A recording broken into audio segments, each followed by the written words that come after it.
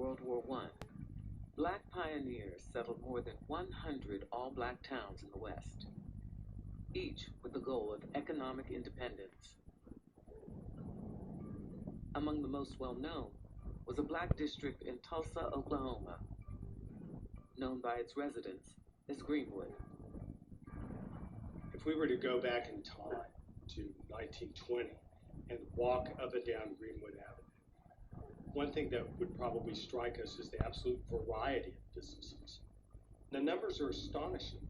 30 restaurants, 45 groceries and meat markets. There were dry goods stores, milliners, photography studio, dental offices. Greenwood is no longer called Greenwood. It's now known as Black Wall Street.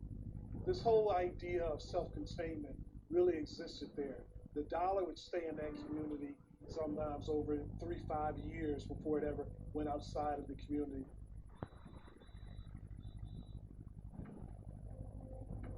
In 1919, black soldiers returned from World War I with high expectations for racial progress at home.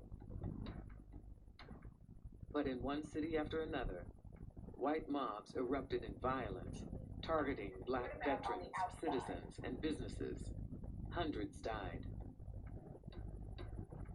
On Tulsa's Black Wall Street, African Americans, including armed veterans, watched nervously and prepared for what might come. Countering this white militancy is very much an African American spirit of we're going to defend ourselves. If the mob comes, we're not going to run. We've got our guns and we're going to protect ourselves. And that was especially important and valuable and potent in Greenwood. On May 30th, 1921, the mob came to Greenwood. This white woman is in an elevator and this black teenager allegedly whistles at her or talks to her. He is taken into jail. A mob gathers of whites and blacks, and blacks in Tulsa are armed. They take their Second Amendment rights seriously, and they come with guns. And this is a threat. Someone fires into the crowd, and the riot is born. This was not about the whistling boy in the elevator. This was about blacks becoming too economically powerful and showing that wealth in a way that anyone would by creating buildings and constructing churches and having property.